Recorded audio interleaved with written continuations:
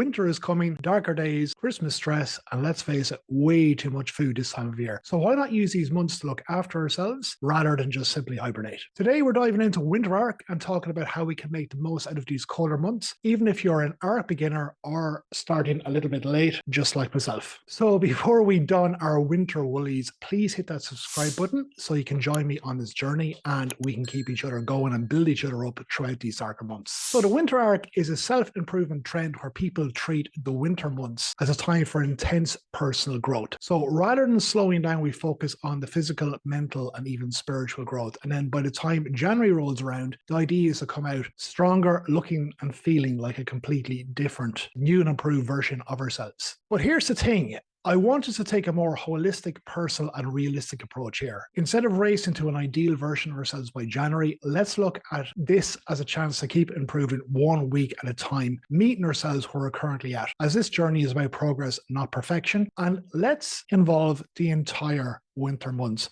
not just till January. I'm going to share a bit of my own story here to show how I'm adapting and meet myself where I'm currently at. So I decided to start rugby recently as part of my winter arc. It hit all the goals, mental, physical, and even social growth. But then, thanks to a little overly enthusiastic tackle, I ended up with a broken collarbone. I mean, what's winter arc without a challenge, right? So now my arc is shifted and I'm focusing on what I can do with these limitations. This winter, my main focus is on mental and physical health and healing up and staying active. For example, incorporating light mobility for my lower body and focusing on nutrition to aid recovery. Also getting creative with new activities like this YouTube channel to keep my mind active too. I've also started trying to write with my non-dominant hand, my right hand, to help neuroplasticity and creativity. Apparently it's very, very useful and helpful for you as well. Now, before we even dive into goals, grab a notebook or open up a doc on your computer. Think about why you're doing this. Winter can be tough, dark days, cold weather, and extra stress, especially around the Christmas holidays.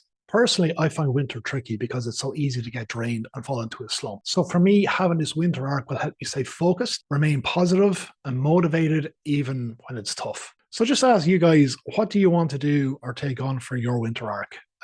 Is it to feel healthier? Is it to tackle the winter blues? Just basically write down on your notepad or on your doc, whatever comes to mind. The next step is setting goals that are realistic, not ideal. And that means meeting yourself where you're at right now. So for example, because of my injury, my main goals for fitness are about healing and maintaining what I can and focusing on rest and proper nutrition rather than going hard at and pushing myself in the gym. So just think about where you're at right now in your life. Have you got any limitations, any time constraints, anything going on for you personally? So winter can be a hectic and challenging time, so make sure to take all these factors into account before making your plan. This winter arc isn't about creating the perfect plan with strict routines like waking up at 4 a.m. or going zero on social media. It's about doing what's doable for you. Your winter arc should be challenging but achievable. So you're building yourself up, not burning yourself out. So for me, that means focusing on what I can do, like walking, light lower body workouts, some ab exercises, even some new hobbies. Like I said, writing with my right hand. So if you start small like me, you'll be able to stay consistent and you'll be able to see progress. Like what's one small thing you can do each week to keep moving forward? Like if you're new to walking, maybe just try like 3,000 steps. Next week, build it up to maybe 4 and just keep on going and keep improving. So let's be real, setbacks happen, especially in winter. Maybe you'll catch a cold. You might miss a few workouts. You'll overindulge around the Christmas holidays. Everybody does. I've hit a major setback with my collarbone and I'm trying to take it in stride as much as I can. So this season is tough. So just go easy on yourselves when things don't go as planned.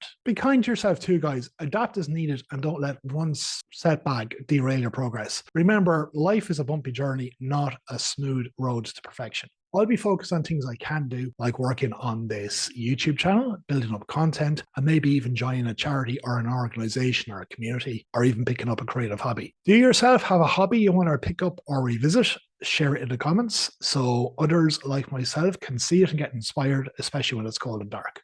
So there you have it, guys, our winter arc, a realistic, sustainable plan to get you through the winter months strong and energized. Remember, it isn't about being perfect. It's about taking small steps that make you feel good and help you build up confidence even when the days get dark.